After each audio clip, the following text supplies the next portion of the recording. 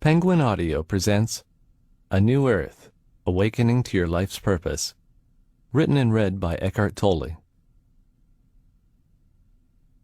Chapter 1. The Flowering of Human Consciousness. Evocation. Earth, 114 million years ago, one morning just after sunrise.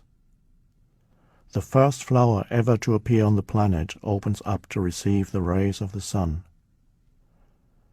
Prior to this momentous event that heralds an evolutionary transformation in the life of plants, the planet had already been covered in vegetation for millions of years. The first flower probably did not survive for long, and flowers must have remained rare and isolated phenomena, since conditions were most likely not yet favorable for widespread flowering to occur. One day, however, a critical threshold was reached, and suddenly there would have been an explosion of color and scent all over the planet, if a perceiving consciousness had been there to witness it. Much later, those delicate and fragrant beings we call flowers would come to play an essential part in the evolution of consciousness of another species. Humans would increasingly be drawn to and fascinated by them. As the consciousness of human beings developed, flowers were most likely the first thing they came to value which had no utilitarian purpose for them, that is to say, was not linked in some way to survival. They provided inspiration to countless artists, poets, and mystics.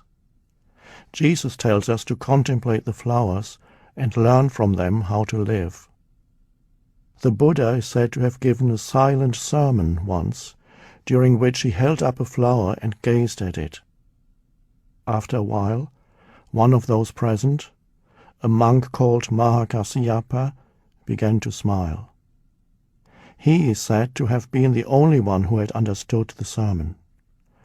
According to legend, that smile, that is to say realization, was handed down by 28 successive masters and much later became the origin of Zen.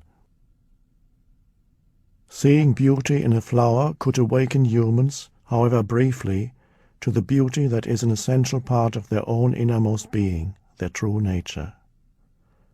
The first recognition of beauty was one of the most significant events in the evolution of human consciousness.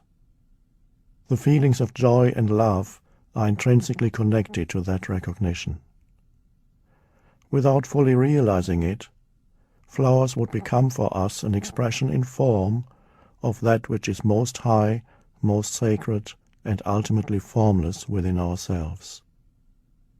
Flowers, more fleeting, more ethereal, and more delicate than the plants out of which they emerged, would become like messengers from another realm, like a bridge between the world of physical forms and the formless.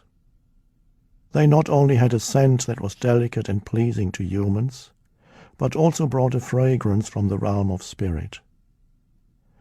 Using the word enlightenment in a wider sense than the conventionally accepted one, we could look upon flowers as the enlightenment of plants. Any life form in any realm, mineral, vegetable, animal, or human, can be said to undergo enlightenment. It is, however, an extremely rare occurrence, since it is more than an evolutionary progression. It also implies a discontinuity in its development, a leap to an entirely different level of being and, most important, a lessening of materiality.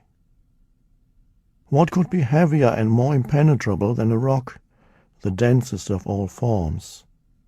And yet, some rocks undergo a change in their molecular structure, turn into crystals, and so become transparent to the light. Some carbons, under inconceivable heat and pressure, turn into diamonds, and some heavy minerals into other precious stones. Most crawling reptilians, the most earthbound of all creatures, have remained unchanged for millions of years.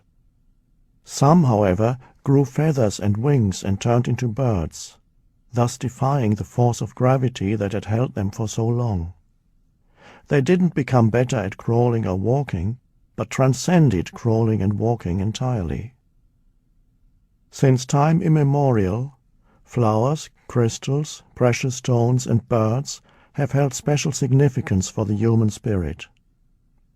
Like all life forms, they are, of course, temporary manifestations of the underlying one life, one consciousness. Their special significance and the reason why humans feel such fascination for and affinity with them can be attributed to their ethereal quality.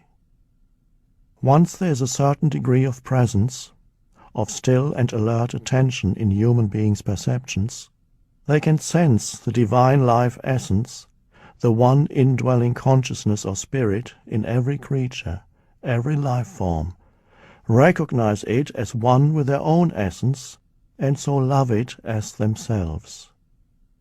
Until this happens, however, most humans see only the outer forms, unaware of the inner essence, just as they are unaware of their own essence and identify only with their own physical and psychological forms.